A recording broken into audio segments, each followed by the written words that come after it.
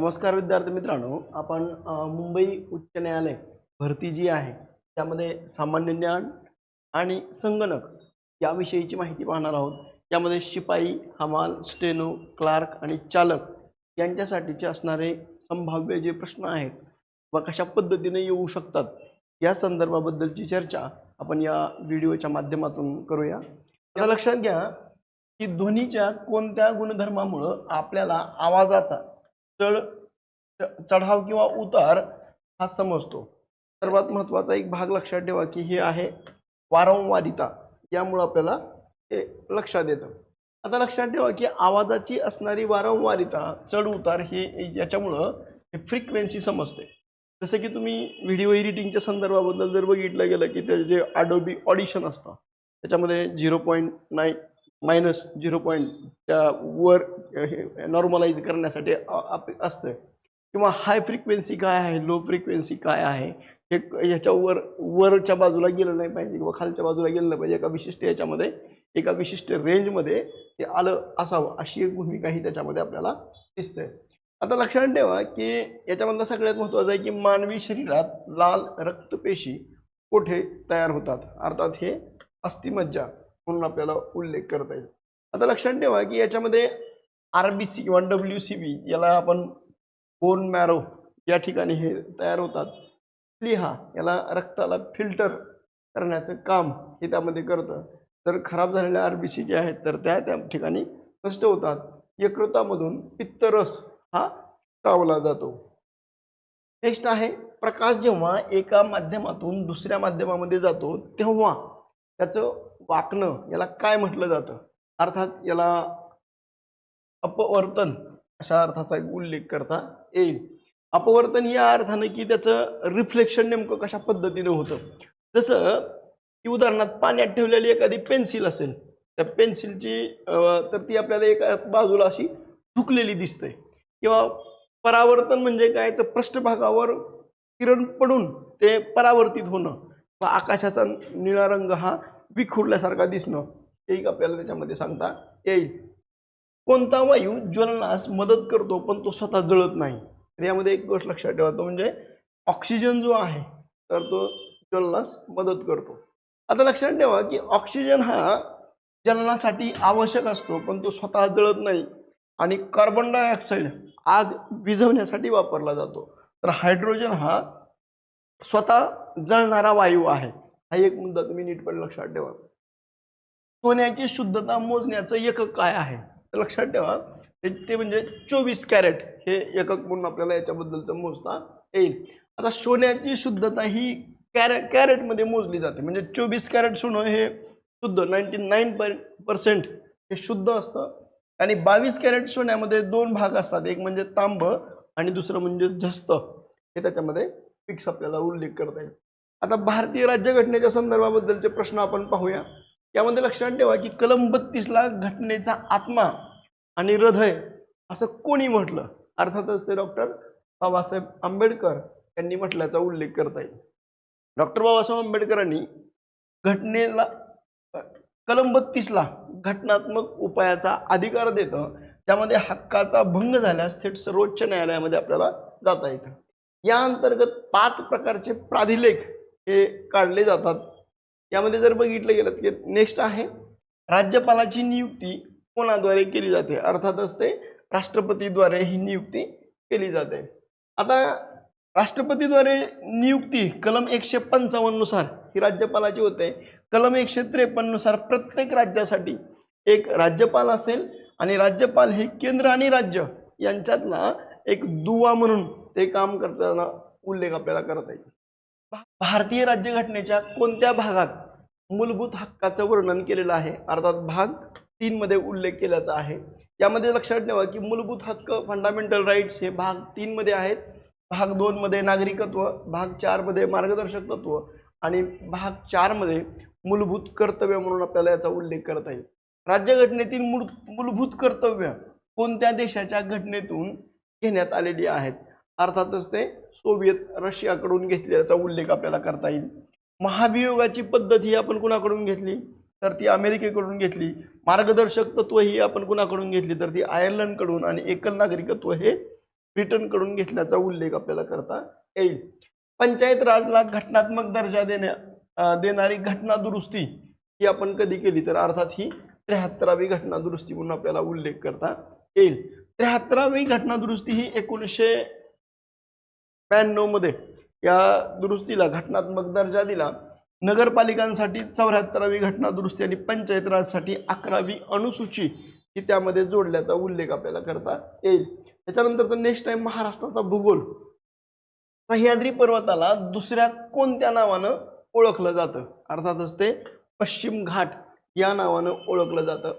आता कारण सह्याद्री पर्वत त्याला पश्चिम घाट असं म्हटलं जातं कारण सर्वात उंच शिखर हे कळसुबाईचं 1646 मीटर जे अहमदनगरमध्ये आहे आणि दक्षिण भारतातील सर्वात उंच अन्नाईमुडी हे 2695 मीटर उंच हे केरळमध्ये आहे. गोदावरी नदीचा उगम कोठे होतो? अर्थातच ते गोदावरी नदीचा उगम हा त्र्यंबकेश्वर या ठिकाणी होतो. लक्षात ठेवा की नाशिक जवळ नाशिक जिल्ह्यामधलं त्र्यंबकेश्वर जे आहे तर त्या ठिकाणी या गोदावरीचा उगम होतो. भीमाशंकर या ठिकाणून भीमा नदीचा उगम होतो. महाबळेश्वर या ठिकाणावरून कृष्णा नदीचा उगम होतो. तर अमरकंटक या ठिकाणाहून नर्मदा नदी ही उगम पावते. महाराष्ट्रातील कोणत्या ठिकाणी सर्वाधिक पाऊस नोंदवला जातो? तर ते आहे आंबोली घाट किंवा आंबोली हा उल्लेख करता येईल. याच्यामध्ये सर्वाधिक पाऊस हा सिंधुदुर्ग जिल्ह्यातील आंबोली या ठिकाणी पडतो. महाराष्ट्रातलं चेरापुंजी देखील असं त्याला म्हटलं जातं. भारतात सर्वाधिक पाऊस हा मेघालय मधील मोसिराम ज्याला आपण उल्लेख करतो तर या ठिकाणी हा अधिक पाऊस पडतो. नेक्स्ट आहे संत्र्याचा जिल्हा हा कोणता आहे? अर्थातच तो नागपूर आहे. यामध्ये लक्षात ठेवा की नागपूरला ऑरेंज सिटी असा उल्लेख केला जातो. नाशिक जिल्हा हा कशासाठी प्रसिद्ध आहे? तर तो द्राक्षासाठी प्रसिद्ध आहे. जळगाव हे कशासाठी प्रसिद्ध आहे? तर ते केळीसाठी प्रसिद्ध म्हणून आपल्याला उल्लेख करता येईल. महाराष्ट्रातील सर्वाधिक साक्षरतेचा जिल्हा कोणता आहे? अर्थातच ते मुंबई उपनगर म्हणून आपल्याला उल्लेख करता येईल.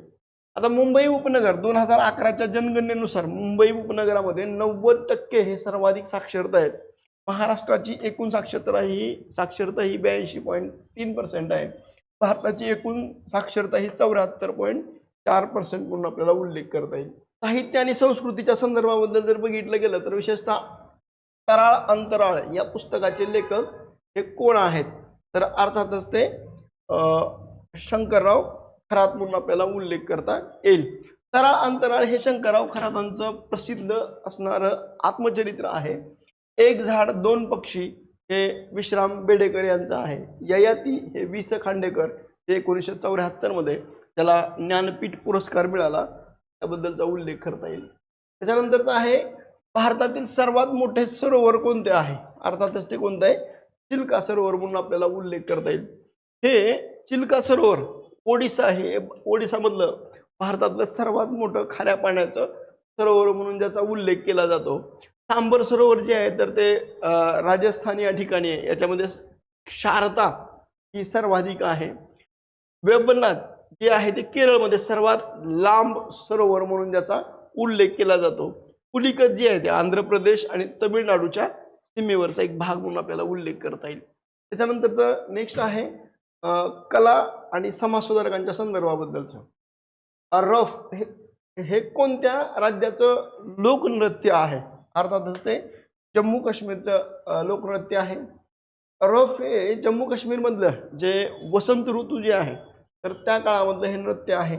बिहू जे आहे तर ते बिहुई नृत्य आसाममधलं. यक्षगान हे कर्नाटक. लाई हरोबा हे मणिपूरमधलं आहे असं एक आपल्याला उल्लेख करता येईल. नेक्स्ट आहे लोकितवादी हे कोणाचं टोपण नाव आहे? अर्थातच ते गोपाळ हरी देशमुख यांचं टोपण नाव म्हणून आपल्याला उल्लेख करता येईल. आता गोपाळ हरी देशमुखांच्या संदर्भाबद्दल जर बघितलं त्यांनी लोकितवादी या नावानं शतपत्रे आहेत ही शतपत्रे ही त्यांनी प्रभाकर मधून 1848 ते 1850 या काळामध्ये त्यांनी लिहिल्याचा उल्लेख करता येईल. नारायण मुरलीधर गुप्ते जे आहेत त्यांना कवी बी या नावाने ओळखलं जातं. माधव त्रिंबक पटवर्धन ज्यांना माधव जुलियन या नावाने ओळखलं जातं. विठ्ठलरामजी शिंदे यांना महर्षी किंवा दलित मित्र या नावाने टोपण नावाने ओळखलं जातं. सामान्य ज्ञान आणि इतिहासाच्या संदर्भाबद्दल जर बघितलं गेलं जागतिक आरोग्य दिन हा कधी साजरा केला जातो? अर्थातच तो 7 एप्रिलला साजरा केला जातो. 7 एप्रिल 1948 रोजी जागतिक आरोग्य संघटना अर्थात WHO ही स्थापन झाली. त्याचं मुख्यालय हे जिनेवा स्वित्झर्लंड या ठिकाणी आहे. भारतीय राष्ट्रीय काँग्रेसचं पहिलं अधिवेशन हे कुठं भरले? तर अर्थातच ते मुंबई या ठिकाणी भरलं. म्हणजे भारतीय राष्ट्रीय काँग्रेसचं पहिलं अधिवेशन हे कुठं भरणार होतं? तर ते पुण्यामध्ये भरणार होतं. परंतु पुण्याला तिथं काही पुस्तकांमध्ये कॉलराची साथ आहे, काही पुस्तकांमध्ये बघ ते प्लेगची साथ आली, म्हणून ते मुंबईला भरलं. मुंबईला कोणत्या ठिकाणी भरलं? तर ते गोकुळदास तेजपाल संस्कृत कॉलेज या ठिकाणी भरलं. याच्यामध्ये उमेशचंद्र बॅनर्जी हे भारतीय राष्ट्रीय काँग्रेसचे अध्यक्ष राहिले आणि याचा पुढाकार एक युरोपियन व्यक्ती म्हणून ज्यांनी घेतला तर ते म्हणजे ॲलन ॲक्टन ह्यूम. त्यांचं असं म्हणणं होतं की 1857चं जे बंड झालं तशा पद्धतीची एक क्रांती किंवा एक दस्तक त्या काळामध्ये देत आहे, तर आपण याला कुठंतरी थांबवलं गेलं पाहिजे. यासाठी म्हणून आपण लोकांना किमान 50 लोक तरी ज्या देशांबद्दल चांगला विचार करणारे असतील तर त्यांनी पुढे यावं आणि एखादं संघटन स्थापन करावं. ज्या पद्धतीने इंग्लंडमध्ये एखादा विरोधी पक्ष आहे तर त्या विरोधी पक्षासारखं काम करून सरकारच्या चुका दाखवण्याचं काम ह्या तरुण मंडळीने करावं. हा उद्देश हा ॲलन ॲक्टन ह्यूमचा होता, आपल्याला उल्लेख करता येईल. छत्रपती शिवाजी महाराजांचा राज्याभिषेक कोणत्या किल्ल्यावर झाला? अर्थातच तो रायगड किल्ल्यावर झाल्याचा उल्लेख करता येईल. आता राज्याभिषेक हा 6 जून 1674 रोजी रायगड किल्ल्यावर हा संपन्न झाला. विद्वान पंडित हा गागा भट्ट यांनी हा राज्याभिषेक केला आणि शिवाजी महाराजांचा जन्म हा 19 फेब्रुवारी 1630 मध्ये शिवनेरी किल्ल्यावर झाला. सत्यशोधक समाजाची स्थापना कोणी केली? अर्थातच ते महात्मा ज्योतिबा फुले यांनी सत्यशोधक समाजाची स्थापना ही त्यांनी केल्याचा उल्लेख करता येईल. 24 सप्टेंबर 1873 मध्ये महात्मा फुले यांनी ह्या सत्यशोधक समाजाची स्थापना केली. विशेषतः गोपाळ गणेश आगरकर जे आहेत या आगरकरांनी लोकमान्य टिळक आणि आगरकर यांनी केसरी आणि मराठा हे वर्तमानपत्र ज्यावेळेस ते 2 जानेवारी 1881 ला मराठा आणि 4 जानेवारी 1881 ला काय होतं? केसरी हे वृत्तपत्र त्यांनी सुरू केलं. मराठाचं जे लेखन आहे म्हणजे संपादकीय लेखन आहे तर ते लोकमान्य टिळक करत होते आणि केसरीचं जे संपादकत्व आहे तर ते अर्थातच आगरकर करत होते. परंतु सामाजिक सुधारणा अगोदर म्हणजे ही राजकीय सुधारणा अगोदर या गोष्टीमुळे या दोघांमध्ये मतभेद झाले आणि 1888 ला मग त्यांनी काय केलं की जी असणार केसरी आहे तर त्या वर्तमान संपादक पदाचा राजीनामा दिला आणि त्यांनी 1888 ला सुधारक नावाचं वृत्तपत्र गोपाळ गणेश आगरकर सुरू केल्याचा उल्लेख आपल्याला करता येईल. सत्यशोधक समाजाचं जे ब्रीद वाक्य आहे तर ते म्हणजे सर्वसाक्षी जगतपती त्याला नकोची मध्यस्थी ही भूमिका ही सत्यशोधक समाजाची होती. सत्यशोधक समाजानं एक लोकांना एक पर्यायी व्यवस्था देण्याची भूमिका घेतली गेली. त्यामध्ये पुरोहितांशिवाय विवाह पद्धती एक मंगलाष्टिका वधूनं, एक मंगलाष्टिका वरांनी, एक मंगलाष्टिका उपस्थित असलेल्या लोकांनी अक्षताच्या ऐवजी फुलं वाटावी हा एक उद्देश त्याच्यातून होता. नेक्स्ट आहे हडप्पा संस्कृतीतील लोथल हे ठिकाण कोणत्या राज्यात आहे? अर्थातच ते गुजरात या ठिकाणी आहे. आता लोथल आणि धोलावीरा ही कोणत्या ठिकाणी आहेत? तर ती अर्थातच गुजरातमध्ये आहेत. बनावली हे काय आहे? तर हरियाणा या ठिकाणी आहे. कालीबंगा कुठं आहे? तर अर्थातच ते राजस्थानमध्ये आहे. आणि त्याच्यानंतर रोपड रोपड रोपड जे आहे तर ते अर्थातच कुठं आहे? तर ते पंजाबमध्ये आहे असा आपल्याला उल्लेख करता येईल. आता लक्षात ठेवा की लोथलमध्ये काय मिळालं तर ते एक गोदीवाडा हा त्या ठिकाणी मिळाला आहे. धोलीवाराचं एक वैशिष्ट्य जर बघितलं की धोलीवाराच्या किल्ल्याच्या समोरच्या बाजूला एक 14 अक्षरांचा एक पट हा आपल्याला मिळाला आहे. बनावली या ठिकाणी लाकडी नांगर काय मिळालं? लाकडी नांगर मिळाल्याचा उल्लेख आपल्याला करता येईल. कालीबंगामध्ये जर बघितलं गेलं तर विशेषतः तिथं कच्च्या विटा आणि काही ज्या बांगड्या आहेत तर त्या बांगड्या ह्या कालीबंगामध्ये मिळाल्याचा उल्लेख करता येईल. रोपडमध्ये युगल शवाधान म्हणजे स्त्री आणि पुरुष एका मातीच्या भांड्यामध्ये एकत्रित दफन केल्याचा पुरावा आपल्याला हा रोपडमध्ये मिळतो. नेक्स्ट आहे 1857च्या उठावाची सुरुवात ही कोणत्या ठिकाणी झाली? अर्थातच ते मेरठ या ठिकाणी मंगल पांडे यांच्या नेतृत्वाने त्या सुरुवात केल्याचा उल्लेख आपल्याला करता येईल. 10 मे 1857ला मेरठ छावणीतून या उठावाला सुरुवात झाली. झाशीमधून अर्थातच राणी लक्ष्मीबाई यांनी नेतृत्व केलं. कानपूरमधून नानासाहेब पेशवे आणि तात्या टोपे यांनी नेतृत्व केल्याचा उल्लेख आपल्याला करता येईल. विज्ञान आणि तंत्रज्ञानाविषयी जर बघितलं गेलं तर विशेषतः संगणकात वापरली जाणारी चिप कशापासून बनवली जाते? अर्थातच ती कशापासून बनवली जाते तर ती सिलिकॉन पासून बनवली जाते. आता हे जी इंटिग्रेटेड चिप जी आहे सिलिकॉन ही अर्धसंवाहक पदार्थापासूनही बनवली जाते. यामुळे संगणकाचा वेग वाढला जातो आणि आकार हा काय झाला त्याच्यातून कमी झाल्याचा उल्लेख आपल्याला करता येईल. चंद्राच्या दक्षिण ध्रुवावर यशस्वी लँडिंग करणारी मोहीम ही कोणती आहे? अर्थातच चंद्रयान 3 म्हणून आपल्याला त्याचा उल्लेख करता येईल. आता हे लँडिंग पॉईंट जे आहे तर ते लँडिंग पॉईंट आहे शिवशक्ती पॉईंट. राष्ट्रीय अंतराळ दिन जे आहे तर 23 ऑगस्ट यशाच्या स्मरणात म्हणून. आणि चंद्राच्या दक्षिण ध्रुवावर पोहोचणारा भारत हा जगातला पहिला देश म्हणून आपल्याला उल्लेख करता येईल. 2023चा महाराष्ट्र भूषण पुरस्कार हा कोणाला मिळाला? अर्थातच ते अशोक सराफ यांना मिळाल्याचा उल्लेख करता येईल. कारण 2021चा महाराष्ट्र भूषण पुरस्कार हा आशा भोसले, त्याच्यानंतर 2023चा अशोक सराफ, 2024चा राम सुतार हे शिल्पकलेच्या संदर्भात त्यांना महाराष्ट्र भूषण पुरस्कार मिळाल्याचा उल्लेख करता येईल. त्याच्यानंतरचा मराठी व्याकरणाच्या संदर्भाबद्दल जर बघितलं गेलं तर तू जिथे गेला होतास तिथे तो सुद्धा गेला होता याचा वाक्यप्रकार ओळखा. म्हणजे हे एक प्रकारचं संकेतार्थी वाक्य म्हणून आपल्याला संकेत आहे.